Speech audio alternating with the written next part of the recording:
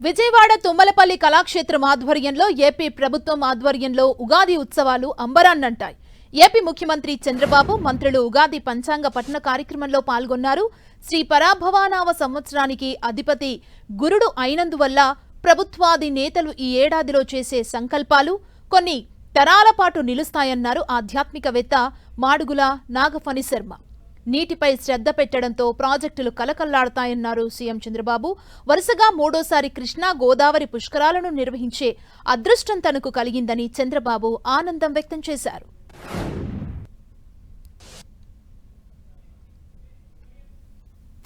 రెండు సార్లు గోదావరి పుష్కరాలు చేశాను. మూడోసారి కూడా మళ్ళీ నేనే ముఖ్యమంత్రిగా ఉన్నప్పుడే గోదావరి పుష్కరాలు చేసుకున్నా.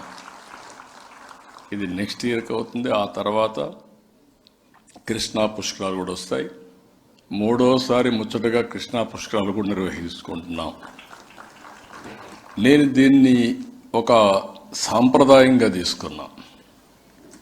ఎందుకంటే అందరి గురించి మనం మాట్లాడతాం. గంగమ్మ తల్లి గురించి ఎప్పుడూ మాట్లాడతాం, పూజలు చేస్తాం వర్షాలు రాకపోతే. కానీ ఈరోజు రాను రాను సంస్కృతి మారిపోయి కరువు కాటకాలు వచ్చినప్పుడు మనం బాధపడతాం తప్ప అలాంటి నీటిని ఏ విధంగా కాపాడుకోవాలి, పరిరక్షించుకోవాలి మనం ఆలోచించే పరిస్థితులు లేవు.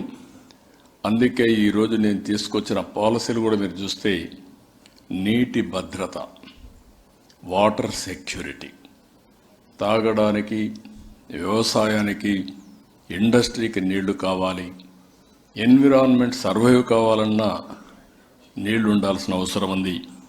అందుకే అలాంటి నీటి మీద శ్రద్ధ పెట్టాం. ఐటీ జీవనోపాధిస్తుంది.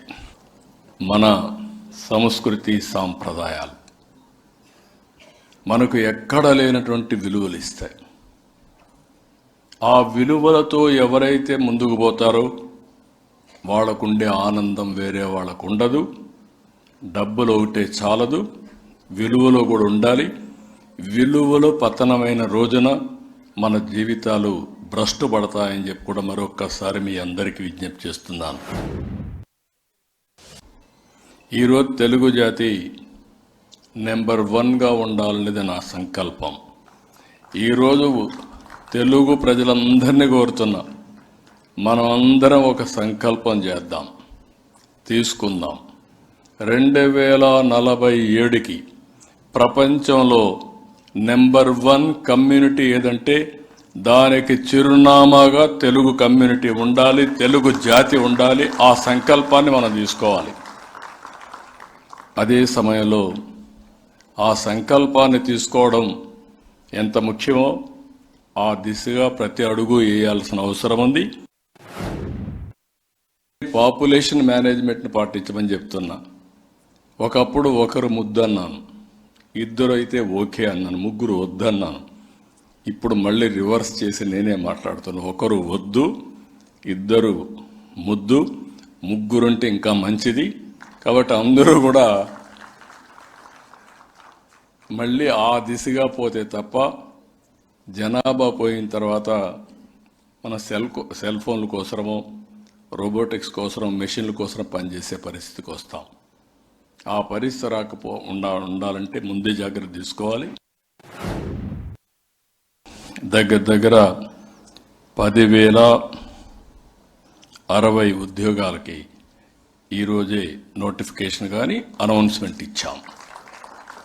రాబోయే రోజుల్లో ప్రతి సంవత్సరం ప్రభుత్వం ఎన్ని ఉద్యోగాలు ఇస్తామో అన్ని ఉద్యోగాలకి జాబ్ క్యాలెండర్ తెలుగు ఉగాది రోజున ఇస్తామని మరొక్కసారి మీ అందరికీ హామీ ఇస్తున్నా.